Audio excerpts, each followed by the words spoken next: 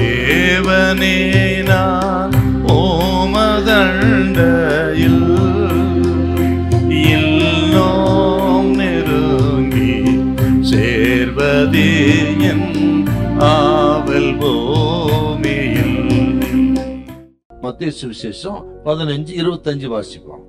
அவள் வந்து, ஆண்டவரே எனக்கு உதவி செய்யும் என்று அவரை பணிந்து கொண்டாள். ஆண்டவரே எனக்கு உதவி செய்யும் என்று அவள் பணிந்து கொண்டாள். விசுவாசம் அமைதியாய் இராது. இவள் தொடர்ந்து ஆண்டவரை கூப்பிடுகிறாள். ஆண்டவர் காது கேளாதவர் போல் ஆரம்பத்தில் வருகிறார். சீசர்கள் வந்து, ஆண்டவரே இவள் தொடர்ந்து வருகிறாளே, இவளுக்கு ஏதாகிலும் செய்யும், இவளை அனுப்பிவிடும் என்றெல்லாம் அவர்கள் பேசுகிறார்கள். அதன் பிறகும் இவள் தொடர்ந்து கூப்பிட்டு கொண்டே வருகிறார். ஒரு காலகட்டத்தில் பாத்தீங்கன்னா ஆண்டவர் அவள் விசுவாசத்துக்கு எதிராக இருப்பது போல பேசுறார்கள். ஆகில இந்த ஸ்திரியை பாத்தீங்கன்னா அவ விடுற மாதிரி இல்லைங்க.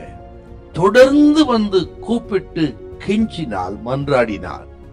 அவருடைய மன்றாடுதல், கெஞ்சுதல் வீண் போகவில்லை. அவள் வந்த நோக்கம் வீண் போகவில்லை. ஆண்டவர் அற்புதத்தை செய்தார் என்றால் அவள் விசுவாசம் இத்தனை தடைகள் என்பதை கூட பார்க்காமல் அவள் திரும்பி போயில்ல பாருங்க. அவள் ஒரு ஸ்திரியாயிருந்தாள். அவள் ஒரு அந்நிய ஸ்திரி, கானானிய ஸ்திரியாயிருந்தாள். யாருக்கு அறிமுகம் இல்லாததா இருந்தால். இத்தனை இருந்தும் அவள் இந்த தடைகளை பார்த்து அமைதியா இருந்தல்ல பாருங்க. அவள் விசுவாசத்தை யாரும் மூடிவிட அனுமதிக்கவில்லை. தொடர்ந்து அவள் மன்றாடினாள். ஆகவே சொன்ன விசுவாசம் அமைதியா இராது. இயேசு கிறிஸ்துவை இவள் ஏதோ உதவி செய்கிற ஒரு நபராக மட்டும் பார்க்கலங்க. எப்படி பார்த்தால் இயேசு கிறிஸ்துவை தனது நம்பிக்கையாகவே இவள் பார்த்தாள். கேட்கிற அருமையான கத்திரி பிள்ளைகளே, ஏதோ உதவிக்காக வருகிற கிறிஸ்தவர்கள் பெருகிவிட்டார். இன்றைக்கு ஆசீர்வாதத்துக்காக ஆண்டவரை தேடுகிற கூட்டம் பெருகிவிட்டது. இவளை பாருங்க, ஏதோ உதவி செய்ய ஒரு நபராக மட்டும் ஆண்டவரை பார்க்கலங்க. இவள் இயேசு கிறிஸ்துவை தனது நம்பிக்கையாகவே பார்த்தாள்.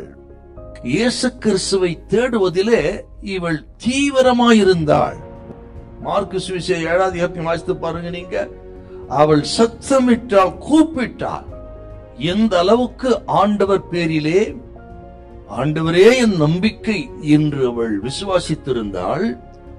இவள் விசுவாசம் அமைதியா இராமல் தொடர்ந்து கூப்பிட்டு இருப்பாங்க.